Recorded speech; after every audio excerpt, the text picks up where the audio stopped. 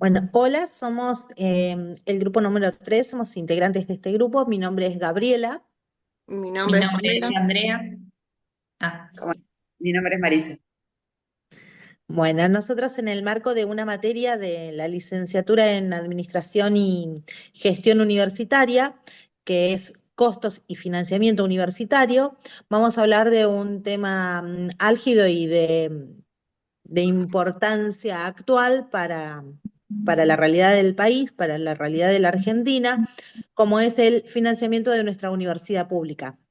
Este tema nos interesa a nosotros, nos toca y nos afecta desde dos puntos de vista. Por un lado, por ser personal administrativo de universidades nacionales y por el otro lado, por ser en este preciso momento estudiantes de universidades nacionales. Bueno, dentro de las características del sistema universitario argentino, hay que resaltar cuatro caracteres de suma importancia que tienen nuestras universidades. Por un lado, la gratuidad, por el cual se destaca que no hay carreras de grado y pregrado que se tengan que pagar para poder obtener títulos.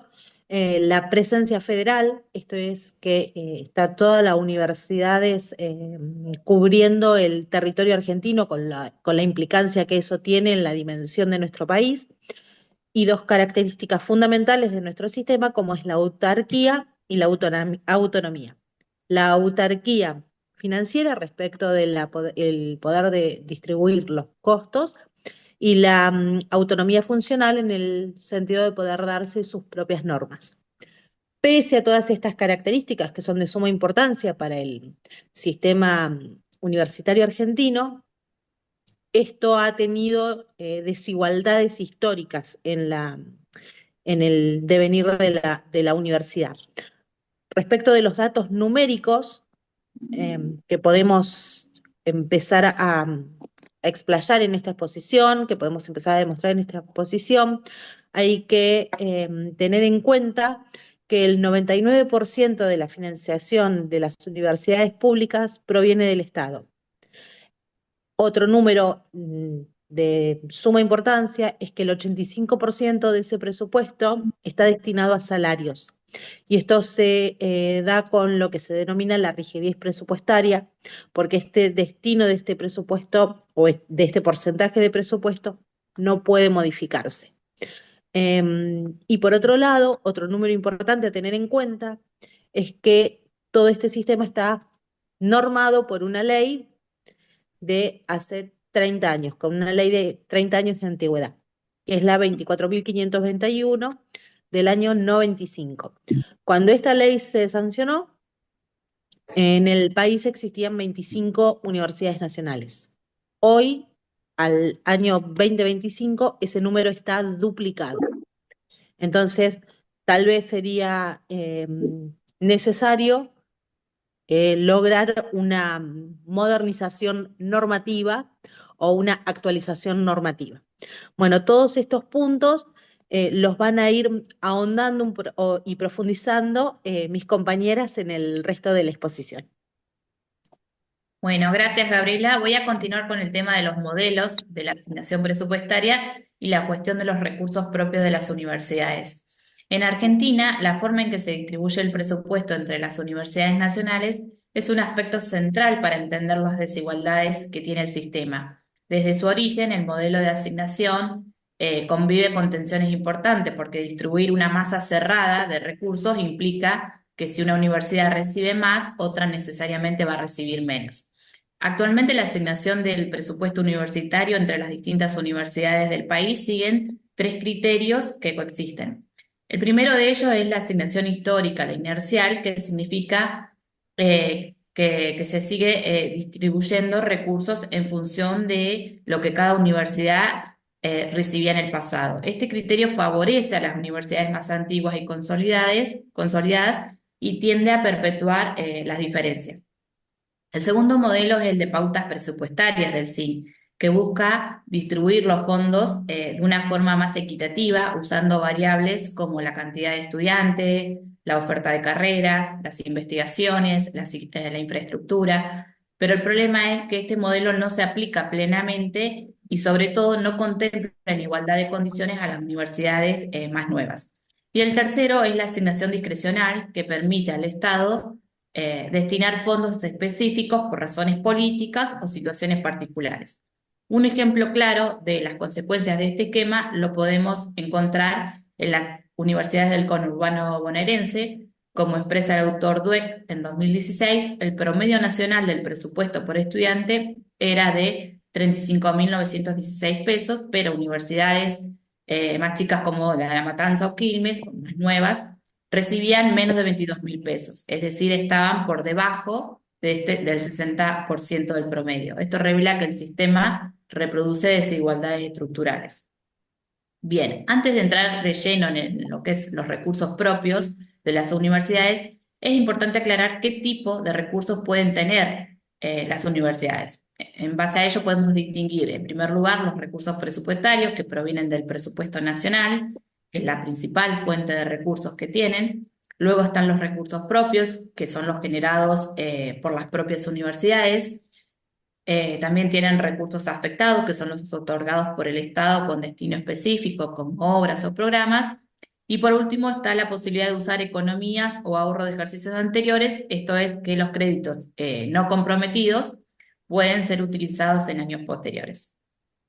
Es importante tener en cuenta que este esquema se refiere exclusivamente al sistema universitario público, porque en cambio las universidades privadas se financian básicamente con los aranceles que abonan sus estudiantes y obtienen los fondos restantes mediante la venta de servicios y donaciones. Por esta razón, como señalado Berti, más del 99% del financiamiento público se destina a las instituciones estatales. Bien. Ahora hablando de los recursos propios en sí de las universidades públicas, estos provienen principalmente de actividades como convenios con organismos públicos o privados, cursos de posgrados pagos, venta de servicios o asistencia técnica. Sin embargo, su peso en el presupuesto total es bajo y desigual. Las universidades con mayor desarrollo institucional suelen generar más ingresos propios, mientras que las más jóvenes o con menos infraestructura dependen casi exclusivamente de lo que reciben por el presupuesto ley. Por eso, si bien el sistema argentino mantiene el principio de gratuidad como eje central, como señala Doberti, Mangas y Robelli, la distribución de los recursos sigue estando marcada por desigualdades. La inercia en la asignación y las diferencias en la capacidad de generar recursos propios consolidan un sistema donde no todas las universidades pueden garantizar las mismas condiciones para enseñar, investigar o vincularse con el entorno. Por ello entendemos que no se trata solo de cuánto se asigna, sino cómo y a quiénes. Y por eso se siguen marcando diferencias importantes dentro del sistema universitario nacional. Le doy paso a Marisa, mi compañera, que va a seguir tratando el tema. Sí, cómo se distribuye este presupuesto. Nosotros lo que planteamos son tensiones. Entendemos tensiones como una categoría de análisis, ¿no? En función de la bibliografía obligatoria, en función de lo que intercambiamos en las materias, como ese foco que podemos analizar, digamos, ¿no? Y en ese sentido, cuando se plantea la regresividad y la progresividad en el gasto público, es que hacemos mención a ese impacto distributivo que tiene la asignación y la ejecución de los fondos públicos sobre distintos extractos de la sociedad, ¿no? Entonces, analizamos que si el gasto público beneficia a sectores con menores recursos, siempre hablando en términos estructurales, hablamos de progresividad. Y en contraposición, cuando hablamos de que el gasto público beneficia a sectores con mayores recursos, hablamos de regresividad. Hay una cuestión que lo decía hace un rato Andrea, ¿no? O sea, ¿cuánta desigualdad sigue existiendo en el sistema educativo de educación superior respecto a esas barreras socioeconómicas que están teniendo esa población, que como consignamos acá en el Power, es en menor cantidad o en menor proporción, mejor dicho, que de quintiles de población con menos recursos que accede a la universidad con respecto a los que tienen como mejores condiciones. En ese sentido, los autores lo que plantean es Cuando un gasto es progresivo, reduce la desigualdad, contribuye a una mejor equidad en cuanto al acceso a la permanencia y la graduación, ¿no? Y cuando un gasto es regresivo, es porque tiende a acentuar y mantener la desigualdad, ya que los beneficiarios de la inversión pública son aquellos que mejores recursos tienen. Digamos, no es una cuestión lineal, no es una cuestión de uno u otro, es entender cómo eh, a pesar de que la universidad es gratuita, que el acceso es gratuito, que en ese sentido hay igualdad, sí se presentan desigualdades respecto a la permanencia y al egreso. En ese sentido, lo que plantean los autores, Roberti y otros, es que más allá de que la universidad sea gratuita, sigue existiendo un sesgo regresivo. Por otra parte, si quieren, pasamos. Hay otros conceptos que nos pareció relevante poder consignar que tienen que ver con la eficiencia, la justicia y la equidad. Eficiencia en tanto a la optimización de recursos. Justicia en cuanto a la distribución equitativa de las oportunidades y los beneficios. Y equidad, que va más allá de una igualdad formal, tiende o consignamos que tiene que ver con que esa búsqueda de dar a cada uno lo que necesita para alcanzar la igualdad de resultados. Y en ese sentido, lo que se tensiona o lo que se pone en juego es, como decíamos en unas filminas anteriores, es cómo el presupuesto universitario equilibra esa necesidad o esa función social que tienen sobre todo las universidades del conurbano respecto a esa necesidad social de garantizar el acceso justo y equitativo para la permanencia y para el egreso de los estudiantes. Lo último, el autor lo que plantea en relación con este tema es, hay un sentido común en decir que las universidades del conurbano reciben un mayor presupuesto. Digamos, el autor lo que hace es decir, no, refuta esta idea y dice, aún las universidades del conurbano lo que hacen es perpetuar o mantener o sostener este sesgo regresivo de que hablamos anteriormente.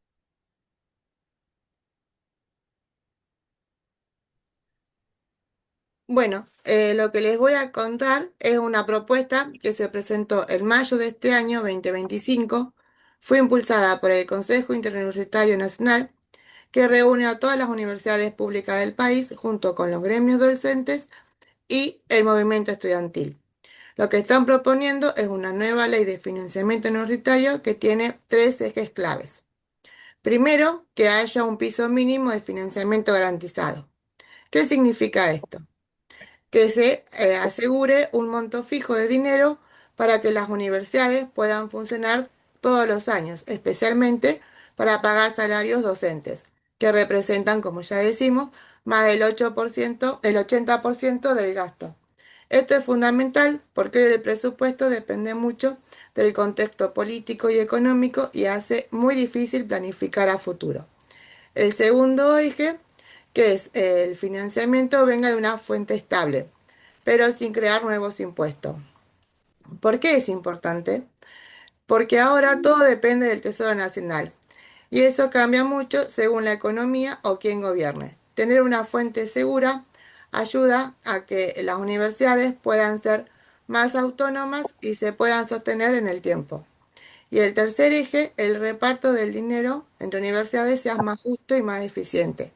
Hoy hay muchas desigualdades, por ejemplo, universidades del conurbano bonaerense que reciben muchos estudiantes, que son la primera generación en su familia en acceder a la universidad, reciben menos fondos por estudiante que otra, aunque su rol social es enorme.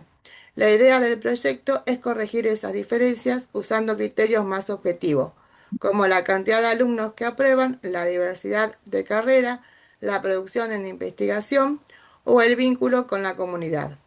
Oscar Alpa, que es el presidente del SIN, explicó que esta ley no solo busca resolver un problema financiero, lo que está en juego es garantizar un sistema universitario público, federal, inclusivo y de calidad.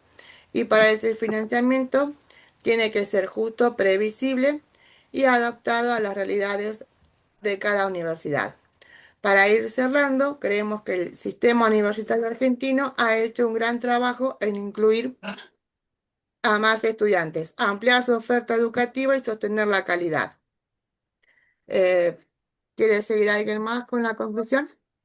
No, a mí me surgió una pregunta después de toda esta exposición.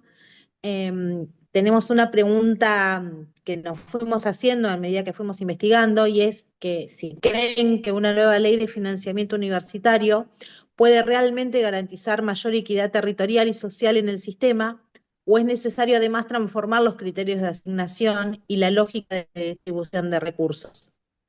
Em, Creo que nos excede la materia, nos excede el tiempo de esta presentación, pero sí sería interesante como tema para poder investigar y dar una respuesta acabada a esta pregunta que nos fue surgiendo en en el devenir de este trabajo que estamos haciendo para esta materia.